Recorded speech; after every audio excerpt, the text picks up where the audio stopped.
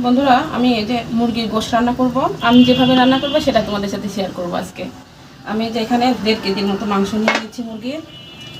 আমি যেভাবে রান্না করি আমার প্রসেসটা তোমাদেরকে দেখাবো। প্রথমে যে আমি পেঁয়াজ কুচি করে রেখেছিলাম এটা দিয়ে দিব। পেঁয়াজটা আমি এখন অল্প দিব, আমি যখন ফোড়নে দিব তখন আমি বেশি পেঁয়াজ দিব, এই জন্য এখন অল্প দিয়ে দিলাম। হ্যাঁ, আর এইদিকে আছে লবণ, হলুদ, মরিচ, ধনে গুঁড়া, তেজপাতা, ছোটো এলাচ, বড় এলাচ, গোলমরিচ, দারচিনি। আমি সবগুলো একবারে দিয়ে দিচ্ছি বন্ধুরা। যেটা সুন্দর করে একদম মাখায় নিব। আমি যেভাবে করি আমার প্রচেষ্টায় তোমাদেরকে দেখাচ্ছি। আমি দিব বন্ধুরা, আমি এদিকে আছে 2টা সস। এভাবে করে খাইলে অনেক মজা লাগে বন্ধুরা,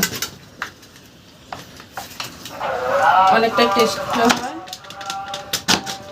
যে গুঁড়া দুধ দিয়ে দিলাম 1 প্যাকেট। আর দিব বন্ধুরা এদিকে হচ্ছে এই যে জিরা বাটা। আমি মাপ করে দিচ্ছি, হাত দিয়ে দিচ্ছি, তোমরা কিছু মনে করো না, আমি এটা আগে করে রেখেছিলাম। রসুন বাটা এখানে তোমার যে যতটুকু লাগে পরিমাপ মতো দিয়ে দিচ্ছি। আদা বাটা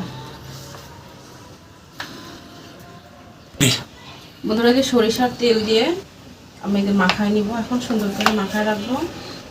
বাবু কিছু মনে হচ্ছে? হ্যাঁ বন্ধুরা, এদের সুন্দর করে মাখায় নিব, সরিষার তেল দিয়ে দিলাম। বন্ধুরা এইভাবে একবার করে খেয়ে দেখো। মাংসটাতে গোশতটাতে ঝোল রেখো না, বেশি কষা কষা করে করবা, তাহলে মজা লাগবে। এটা তুমি কষানো কষানো করবা, একদম পুরা মাংসটাই কষা কষা করে রান্না করবো আমি। আমার ছেলের তো খুবই পছন্দ, আমার ছেলের জন্য বিশেষ করে আমি এভাবে বেশি রান্না করি, কারণ বাচ্চারা কিন্তু একটু মুরগির গোশত খুব পছন্দ করে।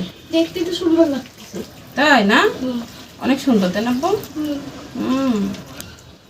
বন্ধুরা, এই যে সুন্দর করে একদম মাখানো শেষ। এটা আমি আধা ঘন্টার মতো রেখে দিব, তারপরে আমি রান্না করব। পেঁয়াজে রান্নাতে বন্ধুরা একটু বেশি করে পেঁয়াজ দিবেন ফোড়নে, তাহলে বেশি মজা লাগবে খেতে।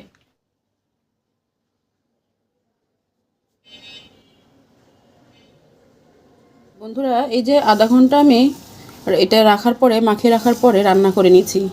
দেখো ফাইনাল লুক কেমন হয়েছে আমার এই মুরগির গোশতটা রান্না। একদম ঝোল রেখে, অল্প ঝোল রেখেছি, একদম কষা কষা। কালারটা দেখো কি সুন্দর হয়েছে, খেতে অনেক মজা, অনেক মজা।